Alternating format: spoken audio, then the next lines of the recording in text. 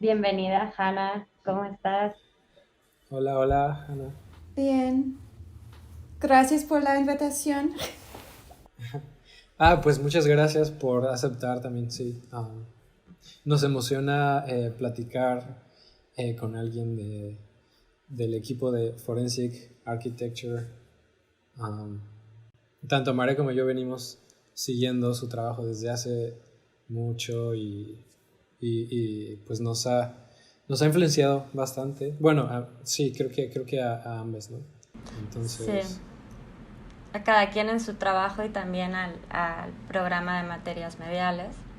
mm, Y bueno, también estamos como muy entusiasmadas de tenerte a ti especialmente, Hannah, porque desde el principio, así cuando estuvimos un poco buscando como a alguien del equipo de Forensic Architecture, como tu perfil se nos hizo súper interesante, o sea, todo el trabajo que tienes sobre criminalidad no humana y cómo lo articulas con investigación, arte, que bueno, luego nos contarás un poquito sobre eso. Y bueno, bienvenida. No, gracias a ustedes. Ok, voy a empezar. Mi nombre es Ana Martín. Soy artista, investigadora, escritora. Um, yo vengo de los Estados Unidos, pero he trabajado en Colombia desde hace como 10 años. Um, yo tengo un doctorado del Centro de Investigación de Arquitectura en Goldsmiths. Um, y yo también trabajo con Forensic Architecture, que también está basado en Goldsmiths.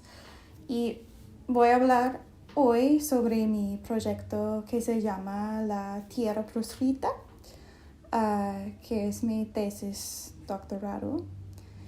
Entonces voy a quitar mi cámara cuando estoy presentando para el streaming, y compartir mi pantalla. Ok, bueno, el punto de partida para ese concepto que yo llamo la tierra proscrita es la criminalización histórica y actual de la planta de coca. Y esa criminalización tiene su historia.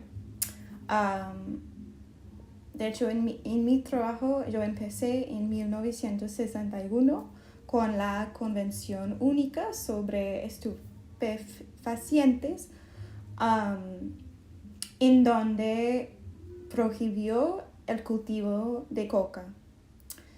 Y al hacer esto, la convención no solo intervino en la economía humana o en sus prácticas culturales, además en todo el ecosistema en el cual esta planta se encuentra.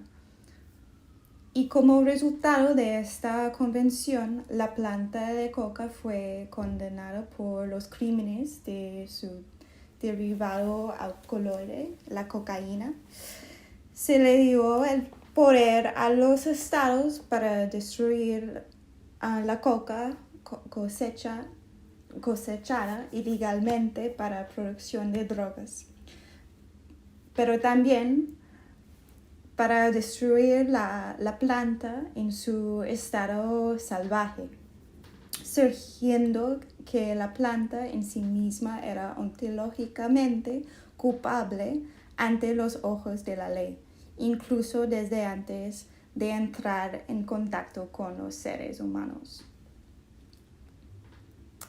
los estados, perdón, Hanna, ¿los estados quieres decir los Estados Unidos? ¿O cuáles No, estados? los estados, o sea, los gobiernos en el mundo, Vale. como, sí, cualquier estado. Ok. Entonces, el proyecto usa una metodología basada en la práctica combinando la investigación académica con la práctica artística.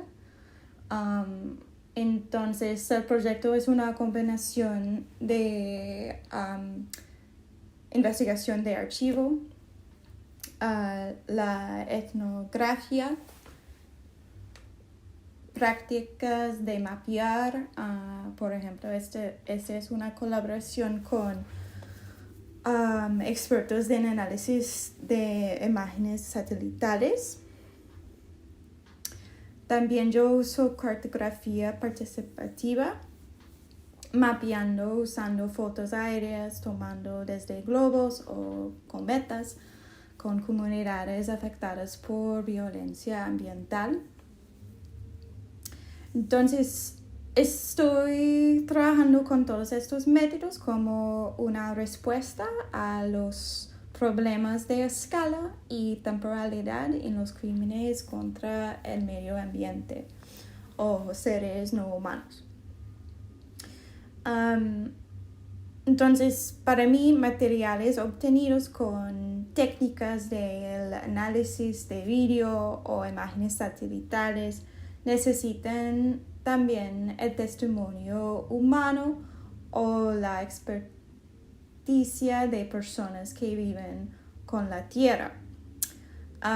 Entonces, con estos materiales empecé a construir lo que yo llamo un archivo de la tierra proscrita. Y este archivo yace realmente en esa imagen, que es el umbral donde el campo cultivado se encuentra con la selva.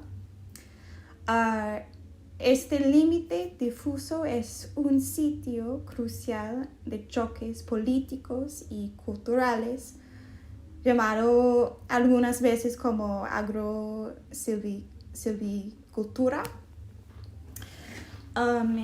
Y en estos métodos de siembra, la selva y la parcela cultivada se encuentran unidos y la fuerza y la vitalidad del sembradío, reflejando la biodiversidad inherente de la selva.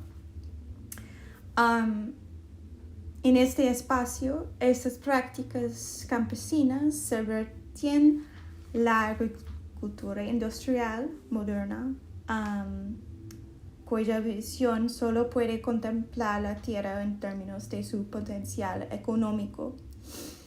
Así, esa frontera, que es la selva-campo, es el lugar donde dos imaginarios conflictivos sobre el uso de la tierra choquen y el lugar en donde uno de los dos, de los campesinos, está en peligro de extinción. Entonces, no es solo la forma de cultivar o las plantas cultivadas, es la vida misma en su totalidad. Las culturas que trabajan con la tierra, quienes están desapareciendo. Así, yo dividí mi tesis en 4 marcos de visión, que son también en algún sentido sus propias escalas. La introducción a esos marcos se llama agotamiento, en donde yo introduzco los problemas que se presentan a la representación cuando se refiere a la violencia ambiental. Los límites de la violencia ambiental o la violencia lenta.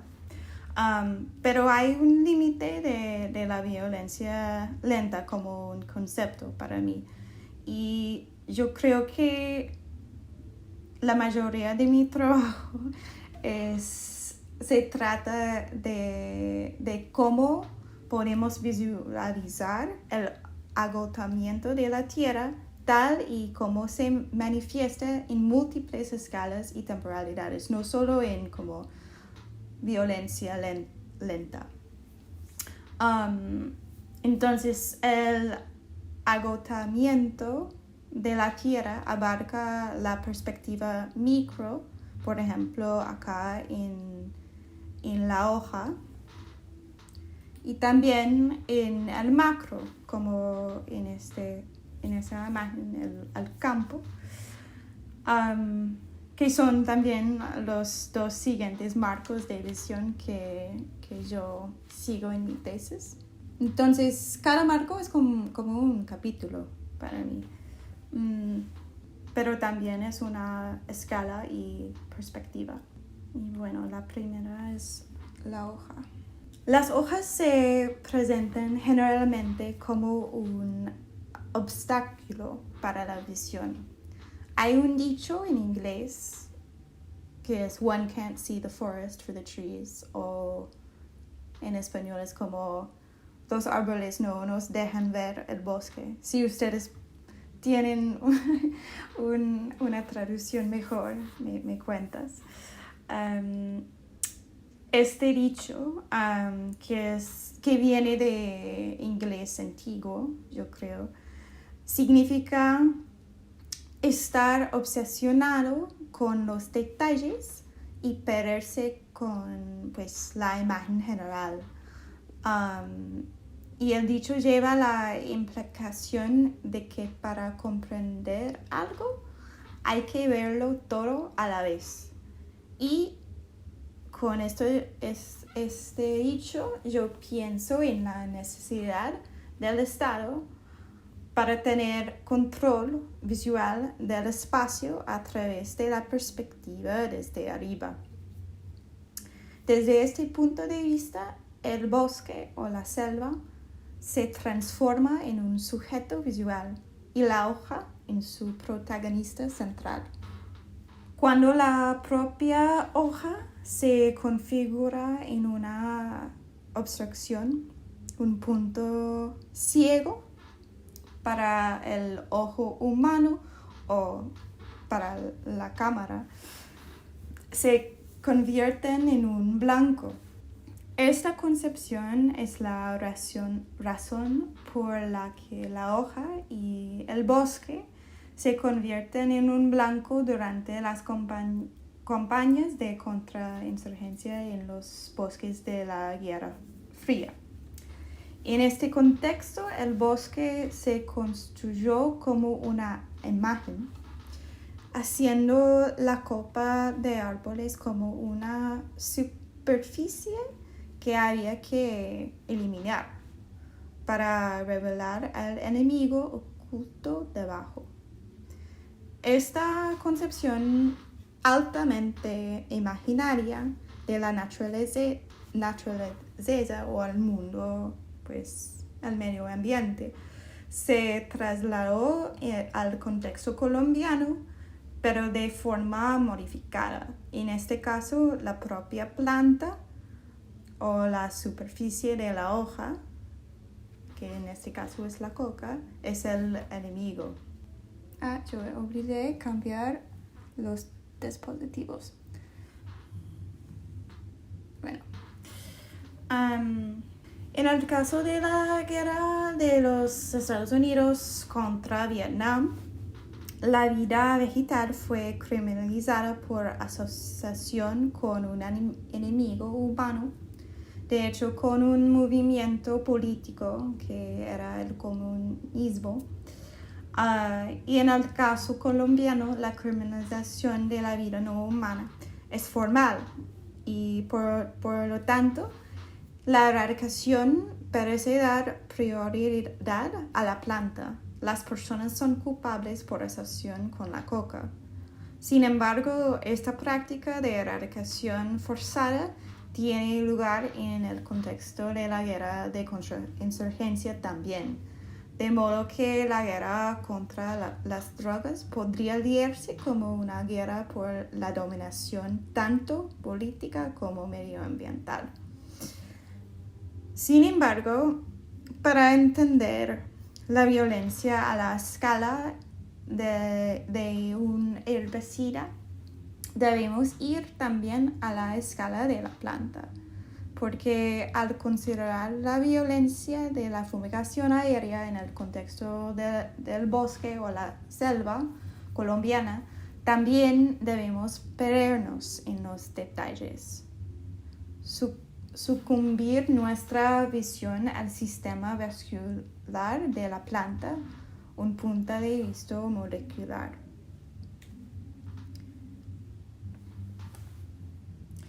Bueno, luego yo paso por el marco 2, que es el campo. En este capítulo yo miro la violencia del herbicida desde otra escala o otra estructura, el campo o el espacio de la agricultura. Aquí yo uso los métodos a través de formas de testimonio situado, fotografía, vídeo, fotografía aérea con métodos participativos, cartografía también contraforense y análisis de teledetección. Trabajé en 3 lugares con diferentes campesinos y prácticas agrícolas en el norte de Cauca, con comunidades indígenas y afrocolombianos, en el Urabá con una comunidad campesina autónoma, y en el Putumayo,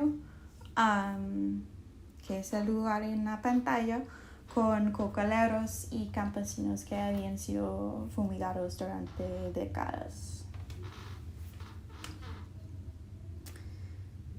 El marco 3 en mi tesis se llama Memoria Ambiental y es el último marco en donde yo exploro la idea de la memoria ambiental, que es una idea que se estaba desarrollando en el debate de los posacuerdos de paz que estaba ocurriendo en casi como 2017, después de la formación de acuerdo con las FARC y el gobierno,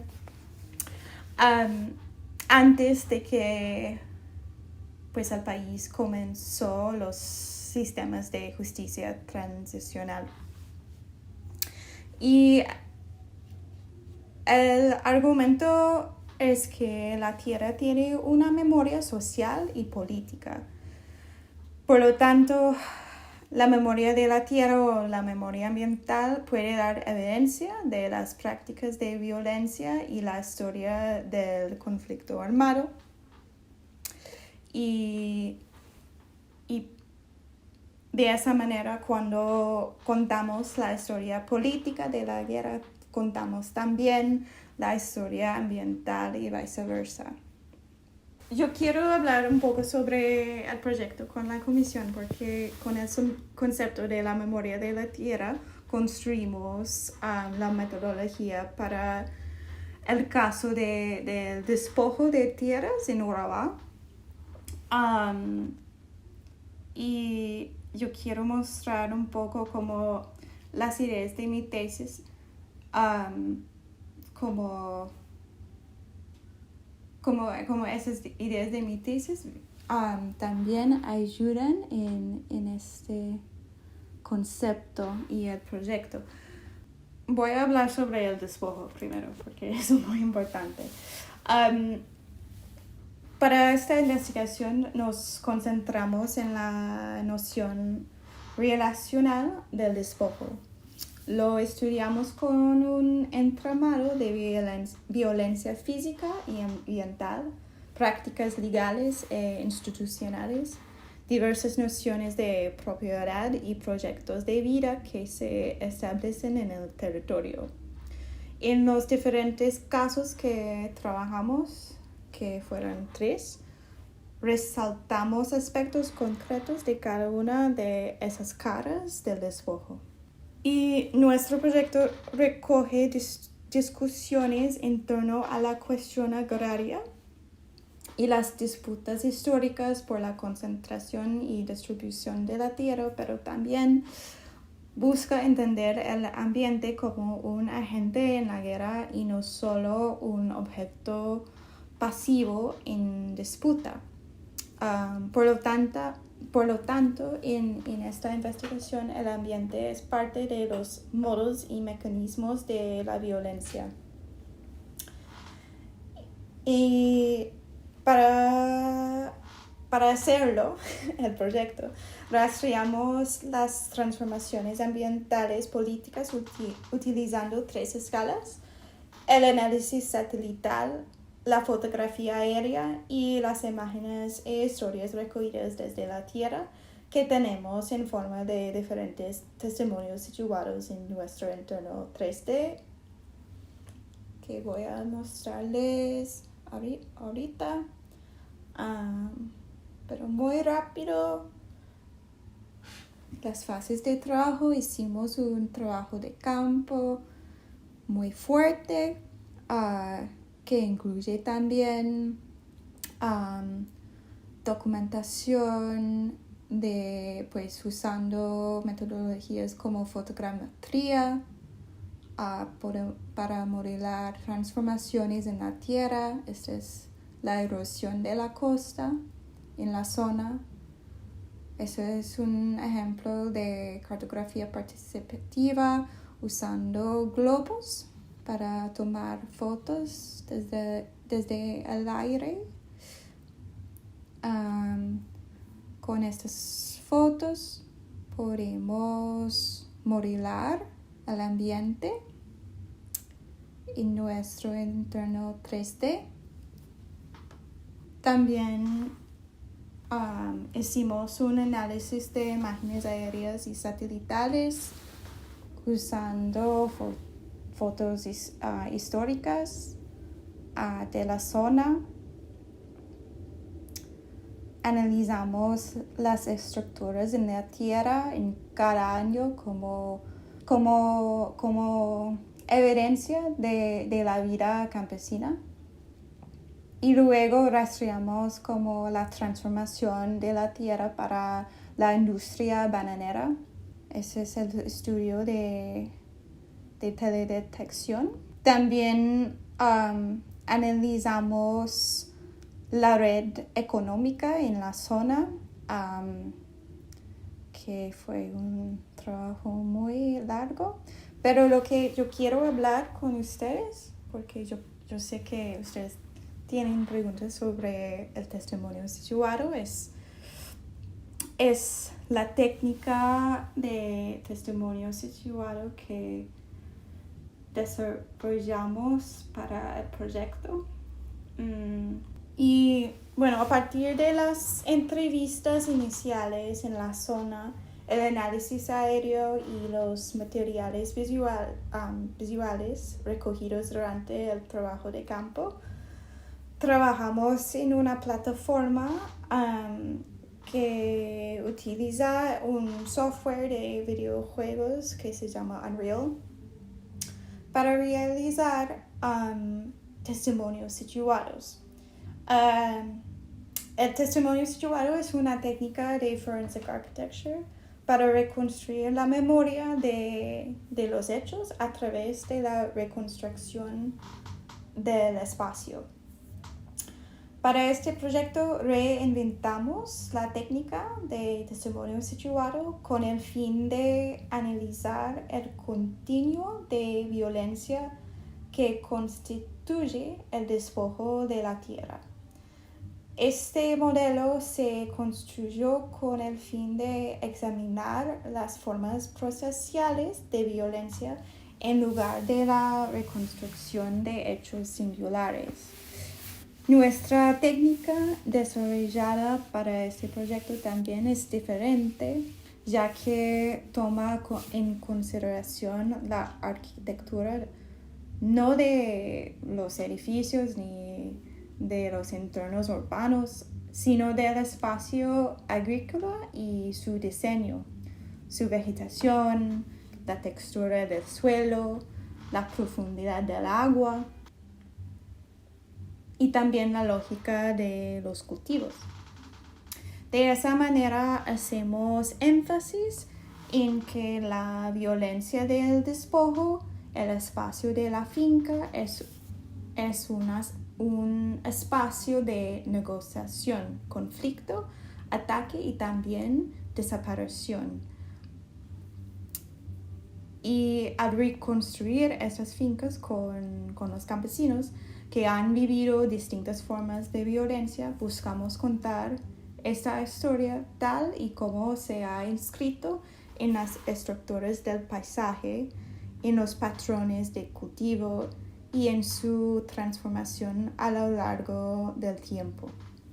Y con esto, yo creo que podemos parar y empezar la conversación. ¿Les parece? Sí, muy bien. Sí, muchas gracias, Hannah, por la presentación. También, en algún momento, no sé si ahora o en algún momento estaría súper bien, bueno, si hay posibilidad de compartir el pequeño fragmento de video, uno que parece que está en proceso, uno que nos compartiste, no Por hay mail. luz. Ujú. Ajá. ¿Qué? La falta de luz. Ah, sí, claro. Yo puedo Si mostrar es posible. un momento. La parte final con este diseño sonoro Sí. vale mucho la pena si pudiéramos escuchar eso. Sí. De hecho, yo escucho esta parte como en la ducha a veces. Me encantó la música, que es de un amigo mío. Okay.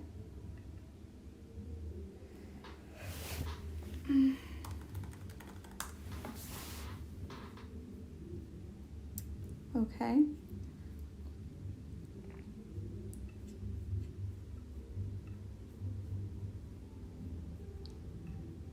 ¿Ahora sí?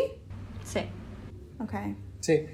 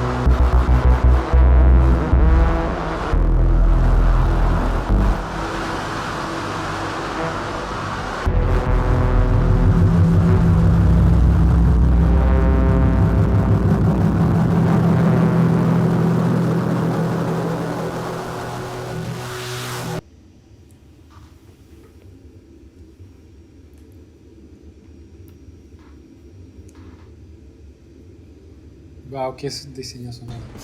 Sí, sí. Las imágenes son de archivo. ¿El sonido? No, las imágenes son Sí, todas sí. de archivo.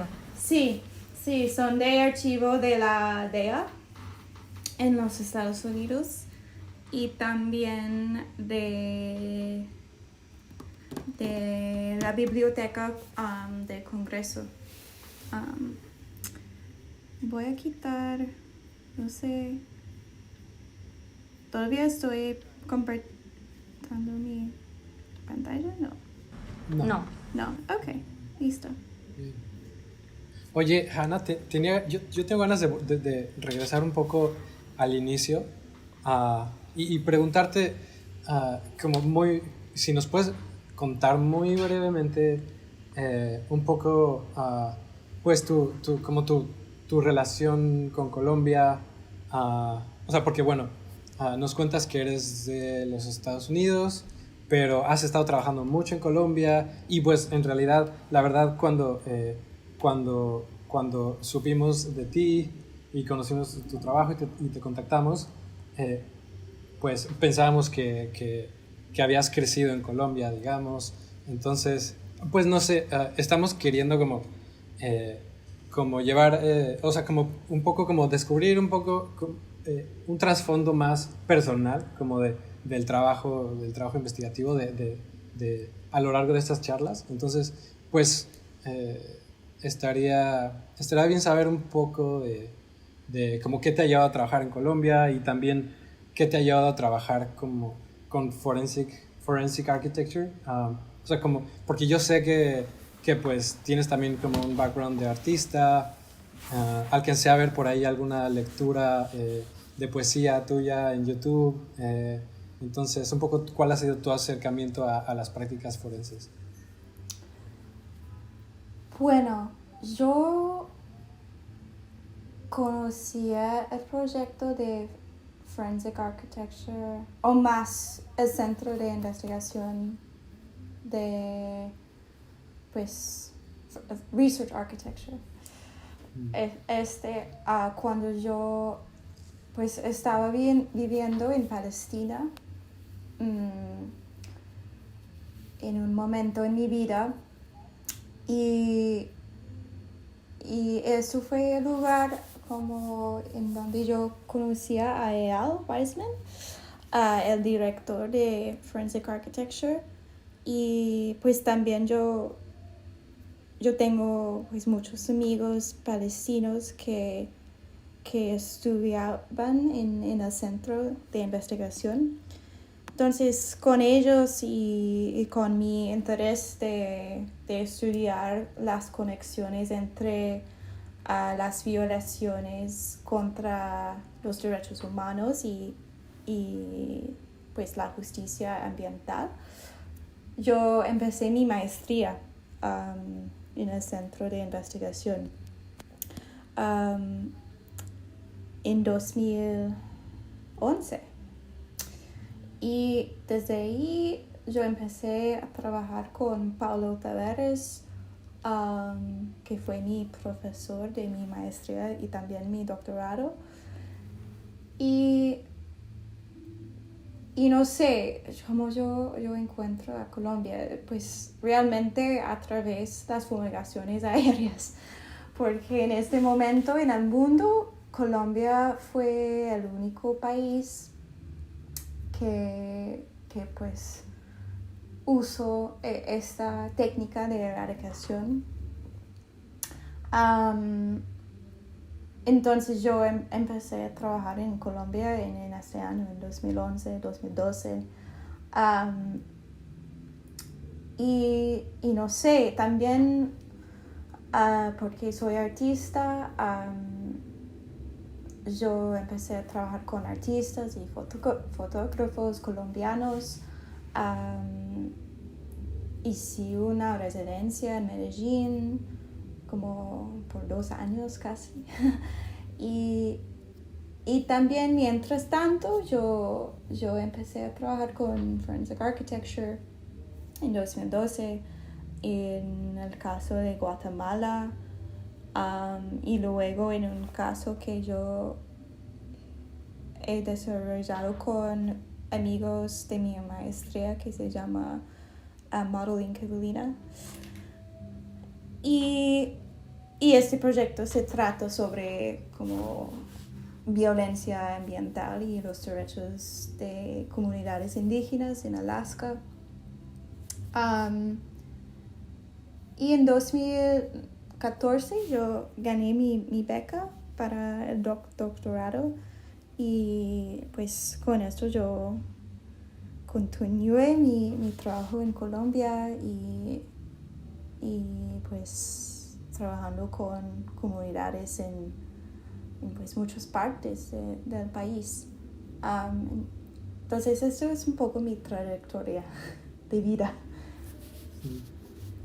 Bueno, pues sí, muy involucrada ahora mismo, incluso trabajando para la Comisión de la Verdad en Colombia, pero todavía tu práctica sigue teniendo como una carga artística fuerte, ¿no? Sí, todavía, pues en este momento yo no tengo mucho tiempo para mi propia práctica artística, pero sí, la idea es, voy a continuar, porque el capítulo de la falta de luz que ustedes vieron es la primera, es como un primer capítulo en una historia que yo quiero desarrollar en mi trabajo. Y sí, estoy en el siguiente ahora. ¿Que lo vas a presentar junto con tu tesis doctoral? ¿Cómo? ¿Lo vas a presentar junto con tu tesis doctoral, el proyecto? ¿O cómo? O sea, el documental. Pues yo tengo mi doctorado, entonces esto es como... Aparte. Sí. No, la idea es, pues, yo quiero mostrar mi tesis como un documental. Entonces esto es mi idea con la falta de luz y los otros 2 capítulos. Bueno, a mí me gustaría retomar, no sé si nos vamos a ir como igual saltando temas y después retomándolos, pero hace poco, de hecho, aquí en México,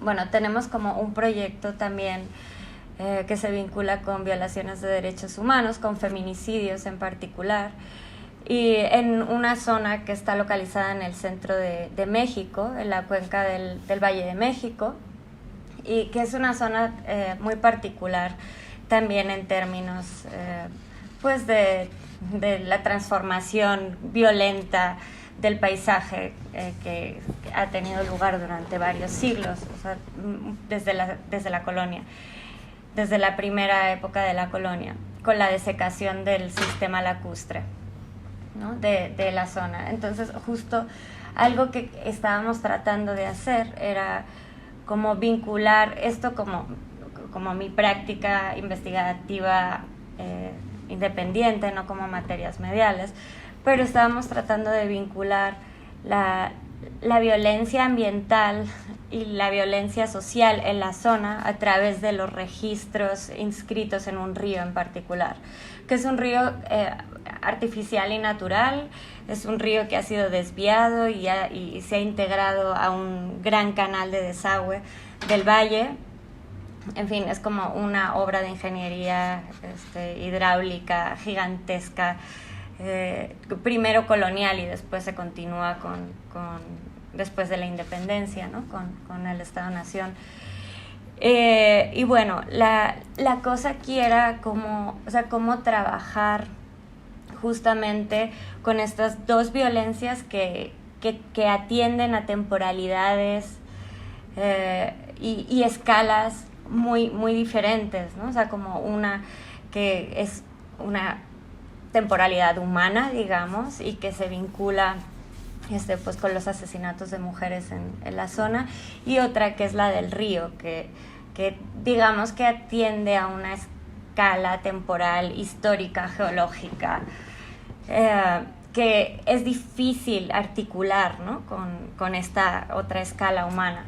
Y algo que leí hace poco es el documento, ya me estoy enrollando, pero bueno, un documento muy extenso del Tribunal Permanente de los Pueblos, el capítulo México, que justo hace un esfuerzo tremendo y riquísimo por vincular estas diferentes temporalidades, estas diferentes escalas en referencia a pues, violencias históricas, humanas y ambientales. Y el tema es que son 500 cuartillas o sea, es un tomo gigantesco de puro texto en el que tienes que dedicar casi años para leerlo y entenderlo y profundizar. Entonces me preguntaba, o sea, ¿qué estrategias has utilizado tú, ¿no? Como para tratar de mediar y de visualizar entre estas distintas escalas temporales, ¿no? Que en un momento has vinculado como con el antropoceno también, o sea, la violencia ambiental y la violencia política y social en el marco del conflicto armado en Colombia, ¿no? Y dentro de un marco mucho más amplio geológico que sería el del antropoceno, capitaloceno. Entonces, ¿cómo has hecho, qué estrategias has utilizado para dar cuenta, ¿no? de estas distintas escalas y vincularlas y articularlas? Bueno, pues son preguntas que pues todavía yo estoy pensando en cómo podemos hacerlos realmente, pero yo creo que el caso con la Comisión del Despojo de Tierras es un buen ejemplo, porque pues con la plataforma de Unreal podríamos combinar muchas escalas y perspectivas, pues desde pues el corazón de la planta, por ejemplo, de un mata de plátano, a una perspectiva muy grande de la zona, y también a través de años, desde los años 30 hasta hoy. Y realmente yo creo que la plataforma es muy única, porque también incluye las voces de las personas, no es solamente como una cuestión de visualización o representación. Es una manera de interactuar y representar también las experticias de personas que en este caso son campesinos, que han viviendo en la zona pues tantas dinámicas de violencia y pues ellos tienen una experiencia de despojo muy particular. Y también la plataforma puede tener como momentos de violencia también, no es solamente como violencia lenta del agua, por ejemplo. También uno se puede visualizar momentos de violencia como masacres que las comunidades en la zona han sufrido por como décadas, y asesinatos, cosas así. Entonces, sí, yo creo que la técnica que hemos desarrollado es una manera de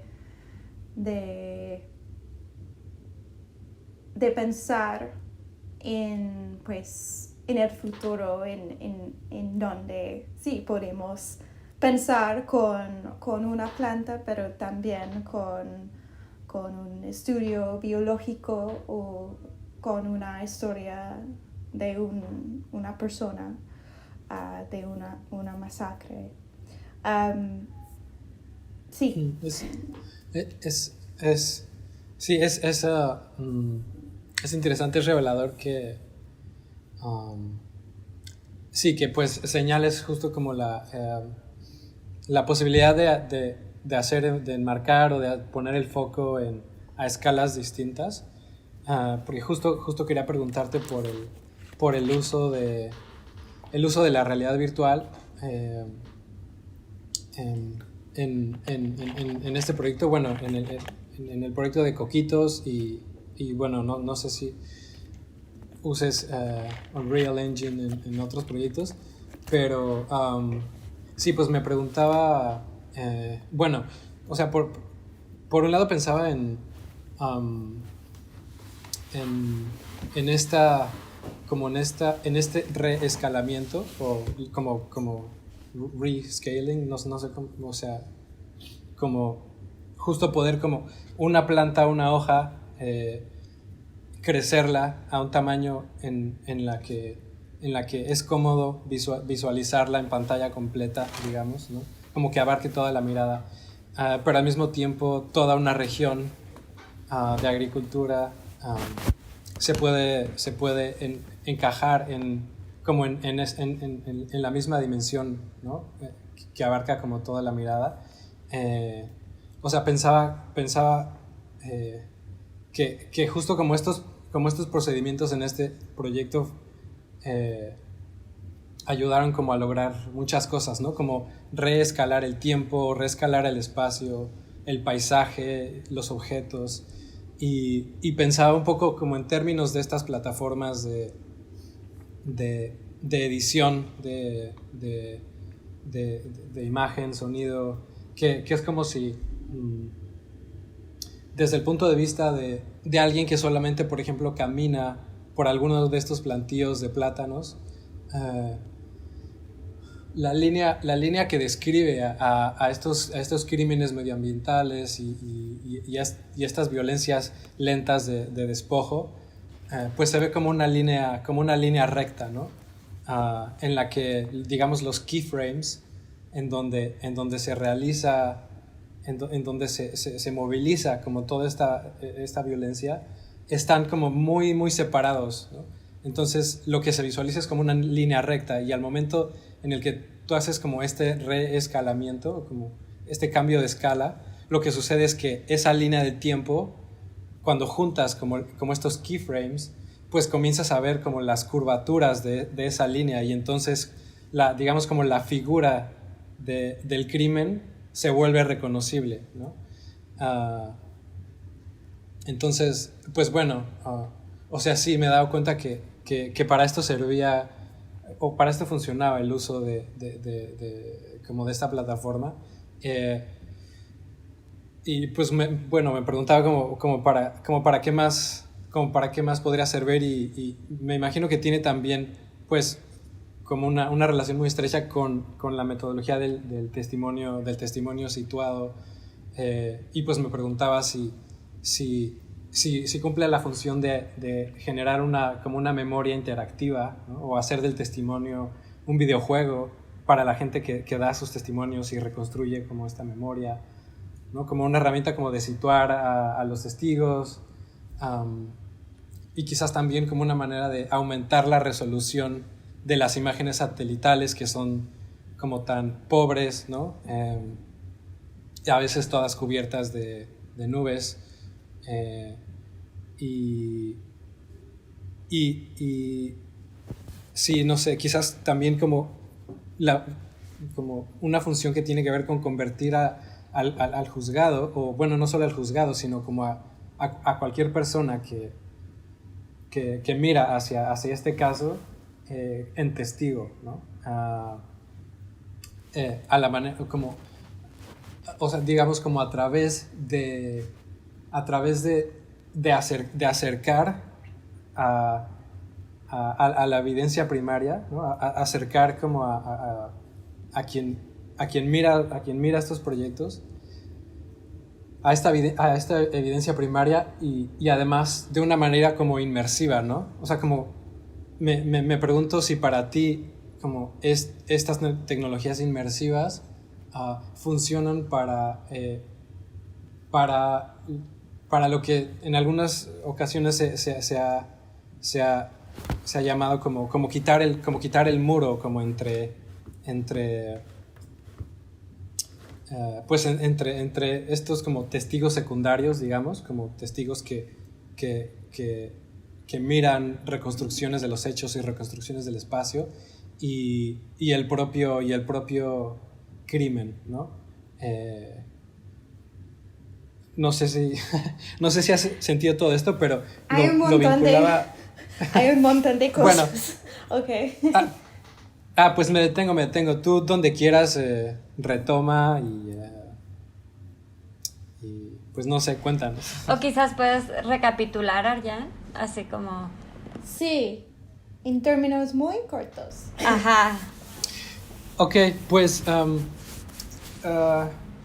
sí, por un lado, pues nada, o sea, como solo lanzaba estos comentarios que tienen que ver con reescalar, ¿no? Como con hacer que el tiempo, el espacio, el paisaje y los objetos adquieran una escala, digamos, humana o de percepción o de experiencia humana. Un como crime anthroposcaling, se me ocurría como nombrar. Y bueno, por otro lado me preguntaba por el uso de la realidad virtual o como de estas tecnologías, o sea, de esta tecnología o de estas imágenes, o sí, más bien como tecnología como inmersiva. Y si conecta pues con la intención de situar a los testigos, como por ejemplo a los integrantes de las familias que viven en estas comunidades de coquitos. Sí conecta, por ejemplo, con hacer de la memoria un videojuego, ¿no? Como con hacer de la memoria algo interactivo, ¿no? Como una memoria interactiva. Sí conecta con aumentar la resolución de las imágenes. Sí conecta con digamos, derribar como un muro, ¿no? Como el muro que en algún momento podría representar como, no sé, una fotografía impresa, ¿no? Como es al mismo tiempo una ventana, pero al mismo tiempo un muro. Pero con estas tecnologías inmersivas, bueno, o sea, ha habido proyectos documentales que tienen como muy explícitamente esta intención, como de hacer sentir a quien mira como si fuera un testigo como primario, no sé si estoy usando bien el término, pero como un testigo que está ahí presente en el lugar de los hechos. Ok. Sí. Espero que sea un poquito más claro. No, es claro. A mí me gusta mucho su explicación del tiempo en la plataforma, que es algo que se vuelve como en no sé, eso es el movimiento de la línea de tiempo que no es recta, que es un poco, que es, pues más para mí es una cosa vertical, porque en el Unreal utilizamos los niveles del juego para temporalidades. Entonces cada nivel es un tiempo. Entonces tiene 1983 nivel. Y luego pasamos por 89 y 2000 y no sé qué. Wow, interesante. Sí, y con los participantes de Coquitos y California y La Teca, ellos podrían navegar como en estos años y con nosotros reconstruir cada año de acuerdo con su memoria. Entonces fue una interacción no tan inmersiva, más una interacción colaborativa con los campesinos, porque con ellos realmente construimos como el paisaje del pasado y sus cultivos y sus casas y los canales y todo. Entonces, pero también para una base construimos cada nivel desde una fotografía aérea del año. Entonces es un poco una colaboración también con una imagen y una memoria. Y la memoria es de los campesinos y la imagen es de un instituto cartográfico que se llama CODASI. Y sí, es interesante porque yo creo que también fue una negociación entre la memoria de la zona y como la resolución de la imagen, que también es demasiado bajo en algunos casos. Y con la memoria de la gente podríamos reconstruir estos como píxeles que son muy oscuros en la imagen o en donde no tenemos información. Hay una cosa sobre VR, pues no utilizamos VR en el caso de Coquitos. Fue pues la plataforma de Unreal en un computador, en una pantalla, y el testigo se sienten con la entrevistora. Y pues en otros casos en FA utilizamos VR para dar otro nivel de experiencia para pues un crimen o un asesinato, pero en este caso pues yo no pienso que es necesario, porque también es sobre la experiencia de muchos años y muchas escalas, y pues no sé si es necesario, no sé, uno se puede ir a este nivel de visualización.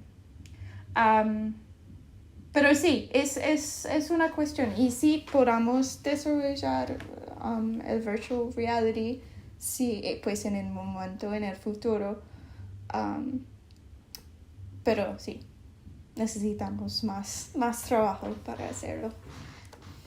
Oye, tengo una pregunta muy, muy puntual, pero antes, bueno, has hablado en varias ocasiones como del uso de imágenes satelitales de archivo y ahorita mencionaste el Instituto Cartográfico, que no recuerdo bien, como Corazzi o algo así, ¿cómo se llama? El Agustín CODASI.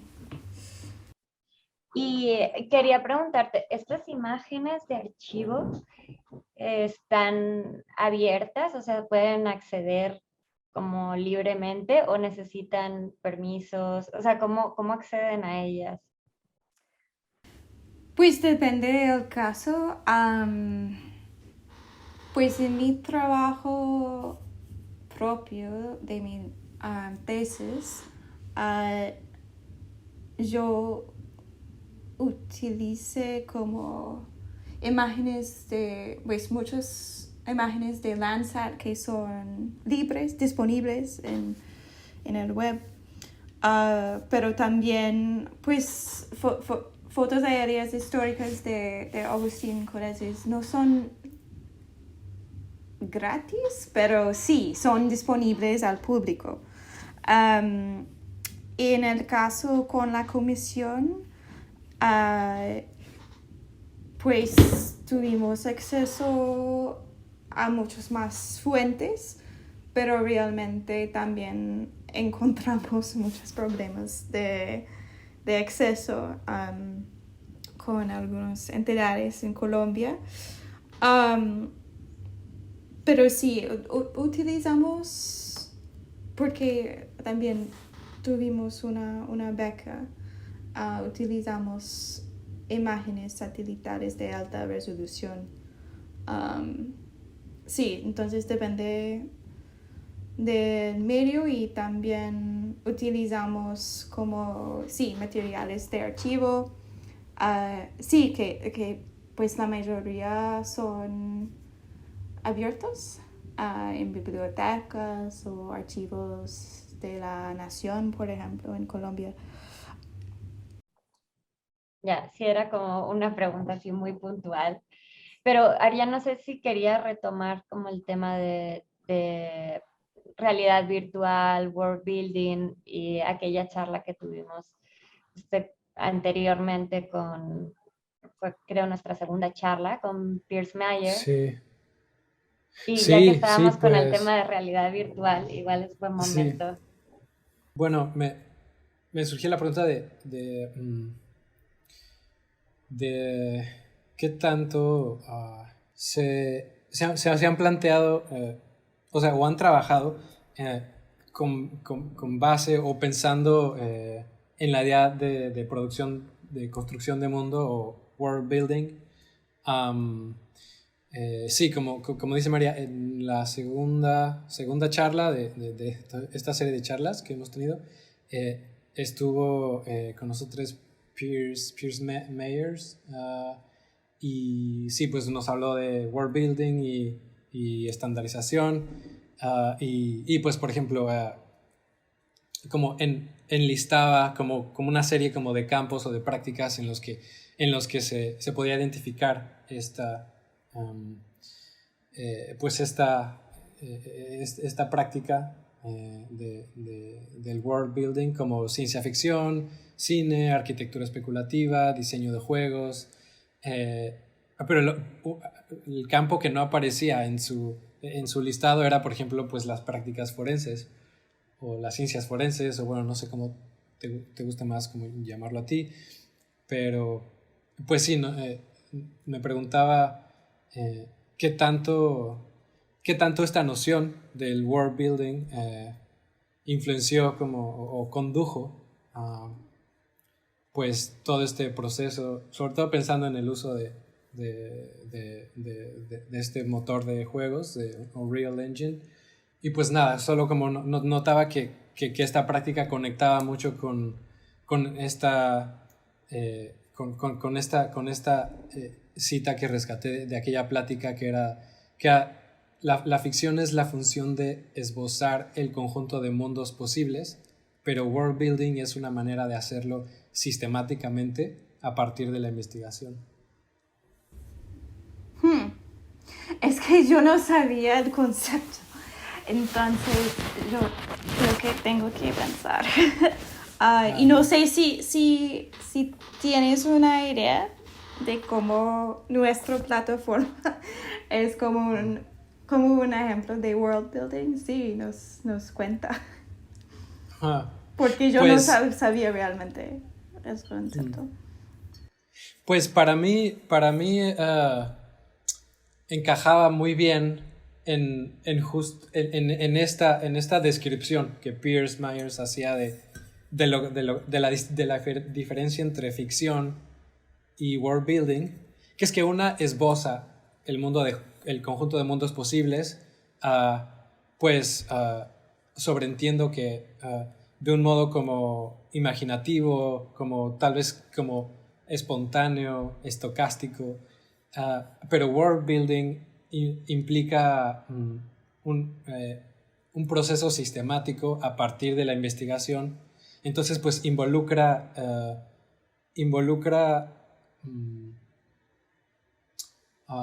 digamos como filtrar como toda es la construcción de escenarios a través de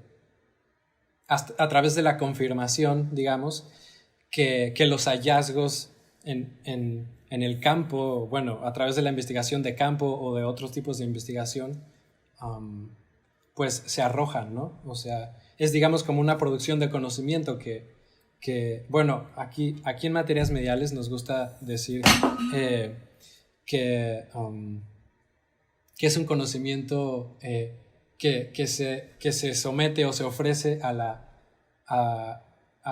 objetación de los objetos. O sea, nos gusta como un poco como lo que se logra con esta rima. o sea, un conocimiento que se permite que digamos como el mundo confirme o debata, ¿no? Como ponga a debate como este conocimiento, estos escenarios, estos mundos. En fin, pues yo lo pensaba solamente de esa manera. Entonces, desde pues mi entendimiento, es una manera de trabajar o investigar que es constantemente respondiendo al mundo y también construyendo el mundo en el mismo tiempo. Es un poco así. Sí, creo que tendría, sí, como, o sea, sí, creo que tendría, sí, justo como esta cualidad un poco doble o ambivalente, como eh, en la que se construye un mundo que, que, que digamos, tiene una escucha, practica una escucha muy atenta al mundo o a los mundos que ya existen, ¿no? Como para su producción. Sí, quizás sí. Yo pienso mucho en las prácticas agrícolas de los campesinos en la selva, que es, yo creo que es una manera de world building, de acuerdo con su descripción. A ver, ¿en qué sentido? No, en el sentido en que, pues, la práctica de construir la finca o el espacio cultivada es una práctica de responder a la selva y, pues, los sistemas de un ecosistema interno. Y yo creo que sí, es un método de world building. Como así. Creo que, bueno, no sé, Ariane, si estabas pensando también un poco en nociones de justicia restaurativa o reparativa al interior de la comunidad, o sea, como ser capaces de generar representaciones de un mundo por venir para esa comunidad, ¿no? O sea, como un mundo posible y viable por venir, o sea, que de alguna forma tiene que ser reconstruido, que tiene que ser reparado, ¿no? Como al interior de la comunidad y en el contexto de territorios particulares, ¿no? Digo, no sé si te referías a eso, pero me hacía sentido como de repente vincular esta idea de la construcción de mundo con pues un sentido de justicia reparativa como al interior de la propia comunidad, por y para la comunidad, ¿no? Que no sé si ustedes trabajan en ese sentido con las comunidades, por ejemplo, campesinas en Colombia, o, o están más orientados como pues no sé, como procesos jurídico-legales que se vinculan con la Comisión de la Verdad, en fin, la transición en Colombia, no sé. Sí, tiene sentido. Sí, no, tiene sentido. Yo, pues, mi propio trabajo tiene mucho que ver con la justicia de, pues, social, ambiental en comunidades afectadas por, pues, las muchas formas de violencia de la guerra. Y de hecho la idea de memoria ambiental viene de pues de movimientos sociales, movimientos ambientales en Colombia y la idea pues ha desarrollado porque pues la idea que la tierra tiene un rol en la guerra no es algo nuevo para muchas personas que han vivido en las zonas rurales en Colombia. Entonces, para ellos, una justicia necesita incluir como justicia ambiental para hacer como justicia completa. Ujú. Y sí, y para, por ejemplo, los campesinos en Coquitos, cuando ellos hablan sobre la reparación para la violencia, para la masacre de Coquitos, por ejemplo, ellos quieren que, por ejemplo, el gobierno construir un canal primario en su comunidad, porque pues el canal no es solamente como un facito como ambiental, ¿no? Es como la posibilidad de vivir en la zona. Y si el gobierno como dar este reconocimiento que la violencia en la zona es política, pero también es ambiental, esto sería una justicia muy grande, yo creo. Entonces sería entonces, o sea, como esta reparación, como de reparación de sus tierras es reparación de su mundo, es reconstrucción de su mundo y es, pues, es un world building de alguna manera, ¿no? Y bueno, no sé si querías como llevar hacia otro lado la conversación, María, o Pues te gustaría. yo creo que, bueno, ya llevamos un ratote hablando, igual podríamos Sí. como hacer un par de preguntas más para no abusar de tu tiempo, Hanna. Un par de Sí. preguntas de 10 minutos cada una, ¿no? Y yo quería regresar a este asunto del cambio climático y del antropoceno, un poco para cerrar con un tema que en realidad es muy amplio, muy complejo, que además ahora está presente, ¿no? Como en todos pues los espacios de pensamiento. En fin, y un poco hemos visto eh, aquí con esta noción de memoria ambiental, perdón, la relación o la manera en la que vinculas como violencia ambiental y política en el marco del conflicto armado. Pero bueno, en otras ocasiones como te he escuchado decir que también hay una vinculación con aquello que se ha nombrado, siempre decimos controversialmente como antropoceno, capitaloceno, planteoceno. Y para mí, o sea, como que me llama la atención esta relación que haces, ¿no? Y me preguntaba cuáles son los alcances de esa relación, ¿no? Conflicto armado en Colombia, antropoceno, y por qué importa, o sea, como por qué importa ponerla sobre la mesa, por qué importa ponerla al centro de una discusión como tan específica y tan situada, ¿no? En el marco del conflicto armado en Colombia. Y es una pregunta como muy difícil. Sí, muy difícil para terminar. No, ¿por qué? Ok, pero la pregunta es, pues más corto, es sobre por qué ahora necesitamos hablar sobre, pues, esas cosas, o la urgencia del momento. Sí, o sea, ¿y por qué relacionar el tema del conflicto armado, o sea, la cuestión del conflicto armado en Colombia con este marco tan amplio que implica el antropoceno, ¿no? O sea, ¿cuáles son los alcances de esa relación y por qué es importante hacerlo aquí ahora, ¿no?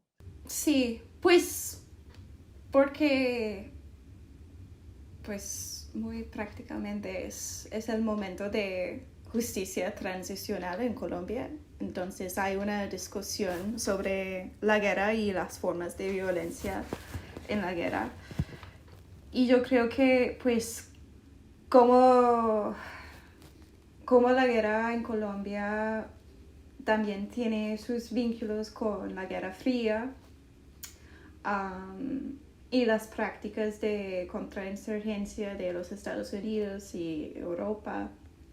Y realmente estas prácticas vienen del colonialismo. Pues es el momento para conectarlos, porque si necesitamos como juzgar o definir cómo la guerra funciona, necesitamos reconocer el rol del medio ambiente no solo como una víctima, pero también como un mecanismo de la guerra misma. Entonces, sí, esto es. Ariane, tú estás así. Querías en realidad cerrar con una pregunta que nos baja un poco a otra escala, como mucho más personal.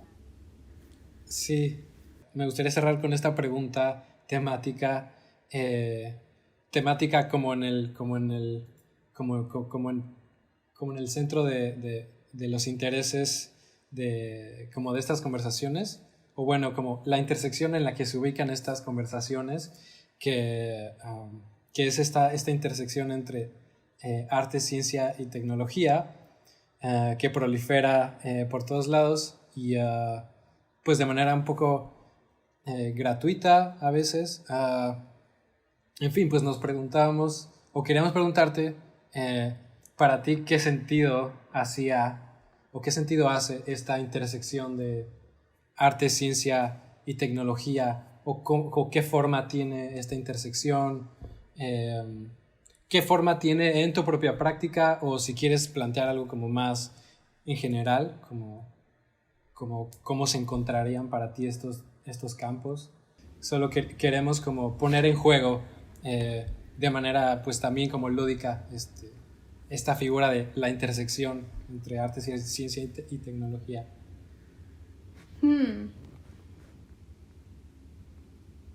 De hecho, yo no sé si yo pienso mucho en esto en mi práctica, en propia práctica.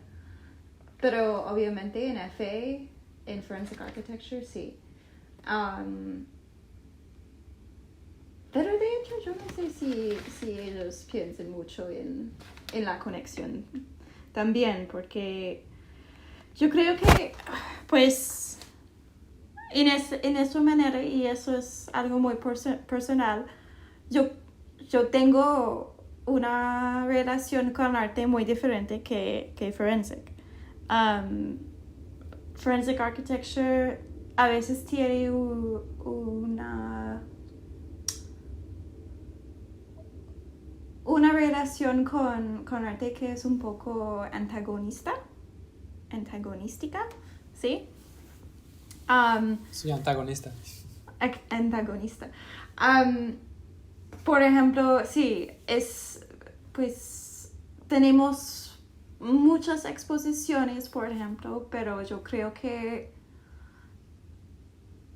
hay una necesidad a pensar más en la intersección entre el arte y la tecnología, por ejemplo, porque realmente yo creo que arte